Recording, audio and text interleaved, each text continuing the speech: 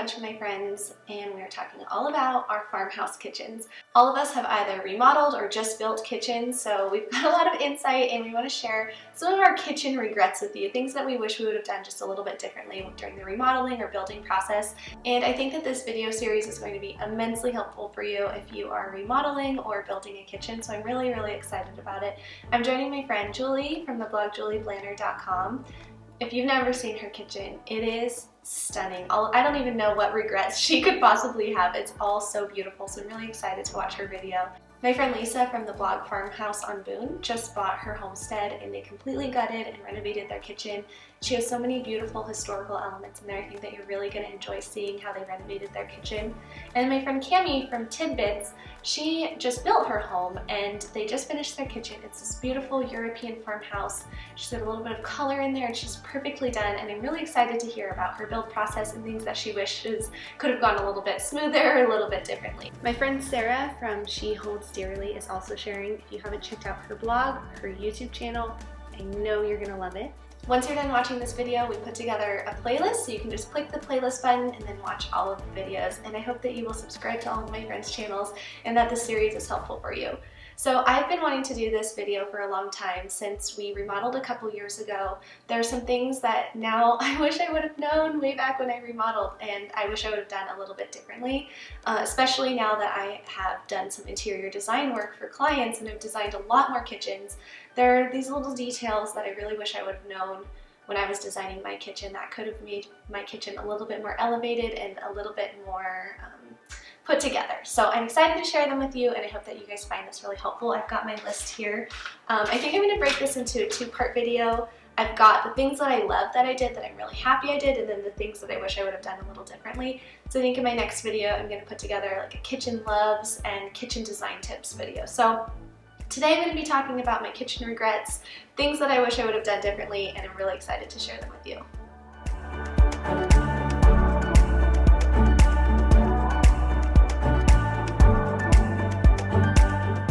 Okay, so luckily my list of regrets is much shorter than my list of the things that I'm happy I did. So I'm going to start off with the number one thing I get asked about and the number one regret I have, which is my concrete countertops. And any of my friends watching this are probably like cracking up at this point because my countertops are kind of, in their terms, unusable. Our concrete countertops were something that I wanted to do because I thought it would save money, and I think a lot of people read about concrete countertops and then they think like, oh, we should do concrete countertops because it's going to be more affordable than quartz or marble. And after designing kitchens and working as an interior designer, that is so not true. Concrete countertops are forever. So if you've never poured concrete countertops before and you think like, oh, I'm just going to do this and I'm going to watch a YouTube video, you are brave. We hired somebody to do it for us, and once you factor in all of the labor and the cost of materials and then the cost of shipping those materials, the shipping was just as much as materials was. It ended up being, I could have just gotten marble countertops. So if you're thinking that you're going to try and save money by going with concrete countertops, I really would definitely research it, get some quotes from local countertop places. I think that when you are just getting started, if you're building your house or you're remodeling, you're not quite sure where to go get countertops, so you're just kind of like, well, what can I find? What resources can I find online, or what resources are available to me? Just go to your local tile resource centers, so that you probably have a showroom in your town. I know in Reno we have tons of them. If you have a Bedrosians has great modern contemporary options that are beautiful, and then just go figure out how much things are going to cost and see if you can work with them to get it within your budget. Let them know your budget, and then they're usually more than happy to help provide you with options that are within your budget. So if you like concrete countertops because of the budget, go see what else is available to you within your budget before you have your heart set on concrete countertops. With all of that said, the problem with our concrete countertops is that we haven't found a sealant that really works with it.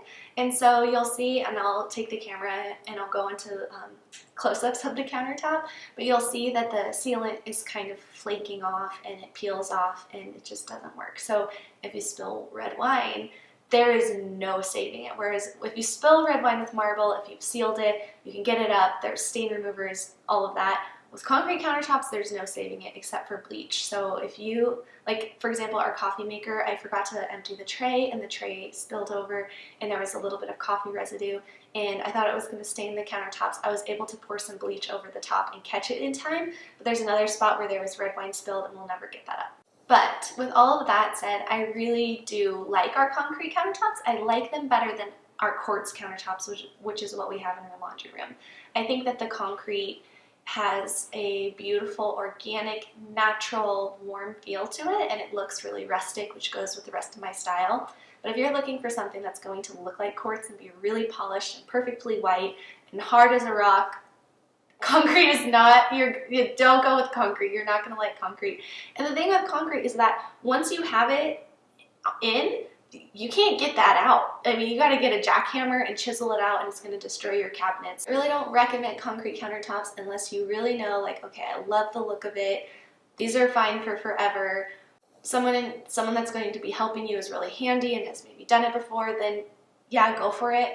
But don't go into it thinking it's going to be super easy, because it's not. And now that I've talked for 10 minutes about concrete countertops, the video's over. Just kidding. So the next thing I want to talk about is the handles on our drawers. So you'll see on our longer drawers, rather than having one handle in the center, we have two handles.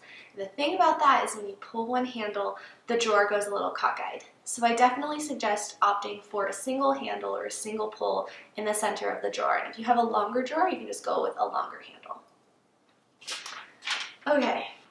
Oh, no uppers in the pantry. I talked a little bit about this when we did our pantry organization video. I really wish that I would have done a few uppers in the pantry simply for more storage. I do not regret not having uppers outside of the pantry because we only have 8-foot ceilings. I have some drawers that are empty, the storage is fine, but in the pantry our toaster sits on the countertop, we've got like a bread basket on the countertop, the cups are on the countertop, and I really would like to elevate those off the countertop to just make it feel a little bit more organized and clean. So I think what we're going to do is just add in some floating shelves in the pantry where I can put the toaster, maybe I can mount the microwave and build the microwave in a little bit more. It's another thing, if you are able to build in your microwave and build in anything that you're going to be using, it will give you a much more polished look. So even if it's not in the budget to do one of those microwave drawers, those are typically like $1,000, you can still build in a microwave. Just make sure you have enough ventilation on the side, like into an empty cabinet. I just did that in a kitchen, and it's going to give you a much more polished look. Okay, here's a really big one, and I think that this is important if you are designing a kitchen or remodeling. You have heard of IKEA cabinets, I'm sure, with the semi-handmade fronts. I think that those are a great option if you are working within a smaller budget. Go for them. If you are not working within a smaller budget and you are going for custom cabinetry, go custom. Find a local custom cabinet maker that will come and do field measurements. If your budget is a little bit tighter and you're trying to work within that budget, IKEA with the semi-handmade fronts is a great option. And I would totally suggest that over going with a mid-range cabinet. I think that either go the IKEA route, make it look really, really good with the semi-handmade fronts, or invest more and go with a custom cabinet. Now, we have really, really nice cabinets. They are from a company called Solid, and I really do like them. However, I really wish that I would have gone with a more custom look where I had inset cabinets or a full overlay cabinet. You can see we've got the semi-overlay cabinet, and it just isn't as polished as I would like it to be. And when I was designing my kitchen, I didn't even know the difference. I had no idea what that even meant. And so now looking back, I'm like, oh my gosh, we spent so much on cabinets, and I wish that I would have gotten them either inset or full overlay. So if you have the budget to do it, like in Julie's kitchen, I melt over her cabinet. She's got these beautiful inset cabinets. Go for it. Another thing about cabinetry is if you have cabinets where you can see the end panel, like on islands and things like that, add a panel piece that's decorative and that's finished. Don't just go with a flat end panel because it looks unfinished. So if you can, opt for that end panel that's a little bit more decorative and really pretty, and it will make your space feel a lot more put together and polished. I think if you aren't a designer and you're trying to remodel or build a kitchen, things are a little bit confusing, and oftentimes the sales reps at places they don't always have design at the forefront of their mind. They have the products that they know and that they're trying to sell at the forefront of their mind. And so I think it's important to know these little details. So like, for example, when you're trying to get a hood made, you can just have a local woodworker make you a hood, and you can look up Pinterest plans and things like that, how to make a plaster hood or how to build a hood and then finish it out. Sometimes there are a few companies, and I'll put some links in the description below, that will sell custom hoods like this, and we got ours from Solid, and I really like our hood. But what you do is you buy a hood insert, which is like $600, somewhere around there, and then you'll have a hood liner made for your insert. Okay. Oh, a farm sink. So I didn't know this when we were remodeling, and now I do, but farm sinks, they can chip and they can scratch, and I had no idea that this was even a problem. Maybe I'm the dummy here, but we didn't get a grate for our sink, and it's scratched up on the bottom. This doesn't bug me because my style is really rustic and lived in, and like I like scratches and that sort of thing. I like things when they're roughed up a little bit. But if you want to keep your farm sink in really good condition, make sure that you get a grate for the bottom so that it doesn't scratch up. The last thing that I wish that I would have been here for, and I would have done a little bit differently, is the way our range is installed. And I mean, there's a plus and a minus to the way that it's installed.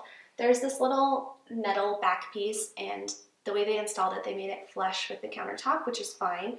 But in doing so, then the range is actually set below the countertop, so there's like this little dip. I think that it should have been installed where the range was flush with the countertop, and then the metal backplate extends a little bit over the backsplash, and then the range top is actually up elevated above the backsplash. I think this is just sort of a preference thing, but I wish I would have been here for it, because now when I look at pictures, I'm like, oh, I wish that I would have done that a little bit differently. A last little tidbit of something that I wish I would have done differently is where the placement of the little spray nozzle on the sink. I put it on the right-hand side, and I'm not sure if this was in the specs or not. I can't remember right now. But I wish that I would have installed it on the left-hand side, because the way the sink drains is like this. So the sprayer, I have to reach over to get the water on this side, and so it's just kind of cumbersome to get the water to drain right. And I think had I installed it on the other side of the sink, it would have just been going in that direction, and it would be a little bit easier to clean out the sink. I mean, that's such a small thing, but it's those little small details that will make your kitchen function really, really smoothly. That wraps up my kitchen regrets. In my next video, I'm going to do a kitchen loves, all of the things that I'm really happy that I did, really happy with, and I hope that you will check out that video. Now that you're done watching this video, you can check out my other friends' videos so that you can get even more ideas for your kitchen build and kitchen remodel. If this is your first time here, I really hope that you'll subscribe so that you don't miss any more of my videos, and don't forget, you can always visit me at boxwoodAvenue.com.